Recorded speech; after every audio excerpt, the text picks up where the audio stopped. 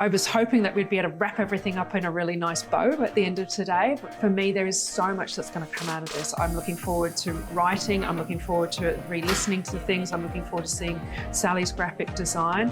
And really, you know, in the next couple of days, the next couple of weeks, we're going to start to see articles that emerge from this conference, which are really going to help and guide the conversation. Today's the start of the conversation, right? This is where we've brought everyone together. It is a thing. The fact that it sold out 4 weeks ago, the fact that we've got a wait list, we know that people are keen to have this conversation and they want to learn how to do it better. Look, I'm hoping that we definitely will do it again. I've heard people saying we should look at doing this in Sydney. It'd be fantastic to come up to Sydney and hear from the grant makers and the community in Sydney. You know, maybe, you know, might go on a roadshow, who knows? But I think there is definitely this conversation more than ever. You know, we're talking about productivity. We're talking about cost of living. We're talking about grant money shrinking in some areas.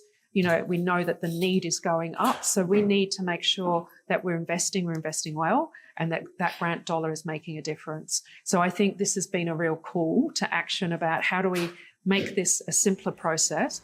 How do we not overburden people's reporting requirements? How do we do this better? How do we have a more efficient learning system of working out what works, what doesn't work, being accountable to the stakeholders for the money we spend.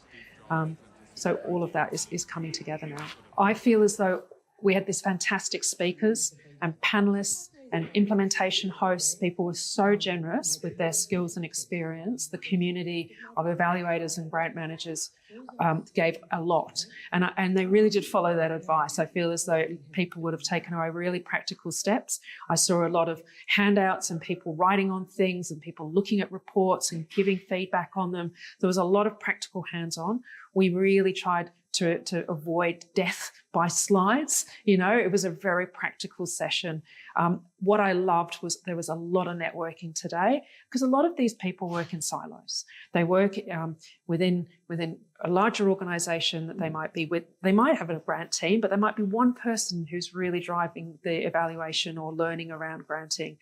So, and often they might be the only person working in grants. So having the opportunity, and I had that feedback from someone today, how lovely it was to meet others doing the same work, asking the same questions. So that connection across the community. What is government looking for in terms of their evaluation? What are they prioritising? Are they looking for sort of cost-benefit analysis? Are they looking for social return on investment?